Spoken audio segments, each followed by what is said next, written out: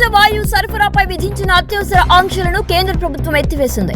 పశ్చిమాసియా నుంచి హర్ముజ్ జలసంధి ద్వారా ధృవీకృత సహజ వాయువు రవాణా తిరిగి సాధారణ స్థితికి చేరడంతో ఈ నిర్ణయం తీసుకున్నట్లు పెట్రోలియం సహజ వాయువు మంత్రిత్వ శాఖ శనివారం ప్రకటించింది. ఈ మేరకు నేచురల్ గ్యాస్ ఆర్డర్ 2026ను సవరించినట్లు తెలిపింది.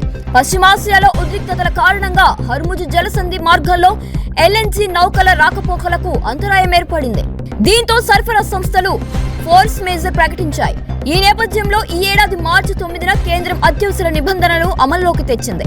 దేశీయ గ్యాస్ దిగుమతి చేసుకున్న ఎల్ఎన్జీని గృహ అవసరాల రవాణా రంగం, ఎల్పీజీ ఉత్పత్తి, ఎరువుల కర్మాగారాల వంటి కీలక రంగాలకు మాత్రమే కేటాయించింది. పెట్రోకెమికల్స్, విద్యుత్ ప్లాంట్ల వంటి ప్రాధాన్యత లేని రంగాలకు సరఫరాలో కోతలు విధించింది.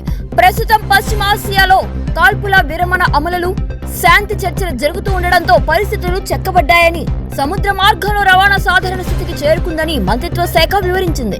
అందుకే అత్యవసర చర్యలు ఇక అవసరమే లేదని కూడా పేర్కొంది.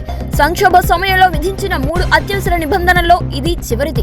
ఇప్పటికే రిఫైనరీలు ఎల్పీజీ ఉత్పత్తిని పెంచాలన్న ఆదేశాలను, బల్క్ డీజిల్ అమ్మకాలపై ఆంక్షలను ప్రభుత్వం ఉపసంహరించుకుంది.